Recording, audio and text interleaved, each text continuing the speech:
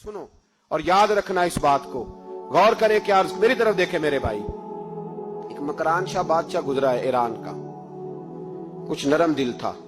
वो ना सैर करने निकला, दरमियान में पुल आता था, एक दरिया था, उसका पुल था और पुल के उस पार जंगल था, सब्जा था, सैरगाहें बनी हुई थी। बादशाह वहां 2-4 दिन रहने का इरादा किया। जब बादशाह वहां पहुंचता है ना मकरान शाह, तो उसने देखा कि वहां 2-3 दिन कयाम करना है, झील है, सैरगाह है, वहां उसने रुकने का प्रोग्राम बना लिया।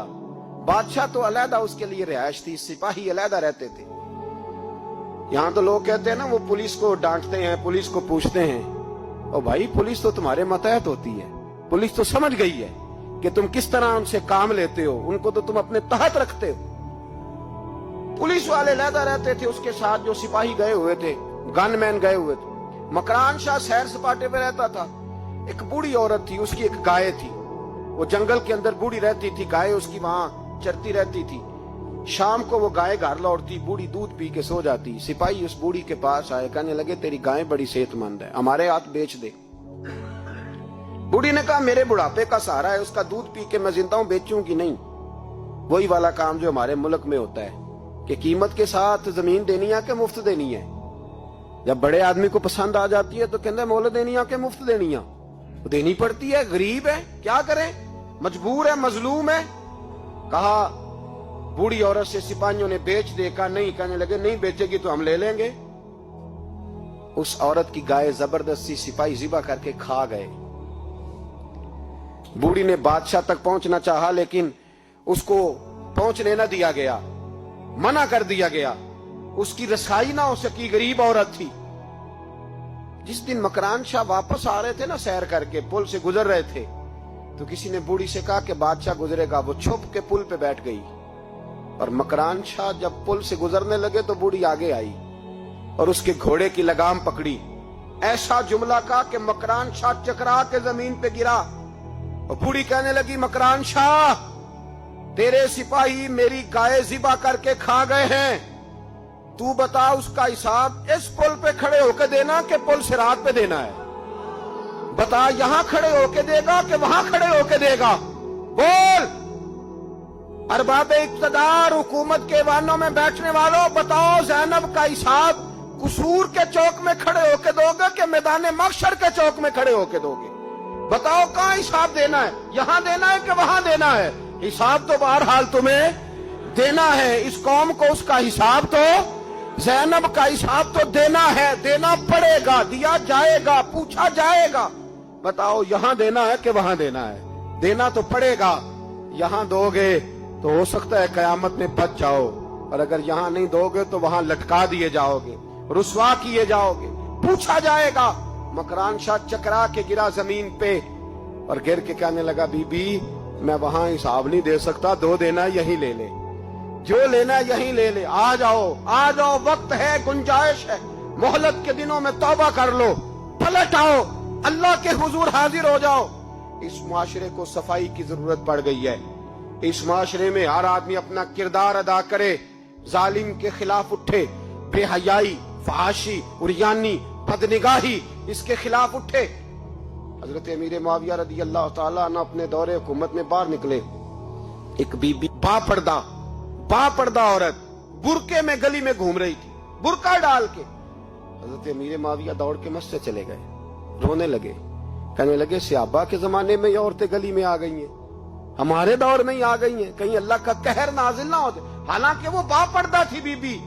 यहाँ तो बड़ी डटाई के साथ फ्रंट सीट पे बेपर्दा औरत को बिठाया जाता है और दलीलें दी जाती हैं कि हम पढ़ लिख गए, FSC और BSc हमारी तालीम है, हमारे पास अभी ताजी तो कार आई है, तो बताएं ना कि जो कार पे बैठी है वो कार की मालकन है।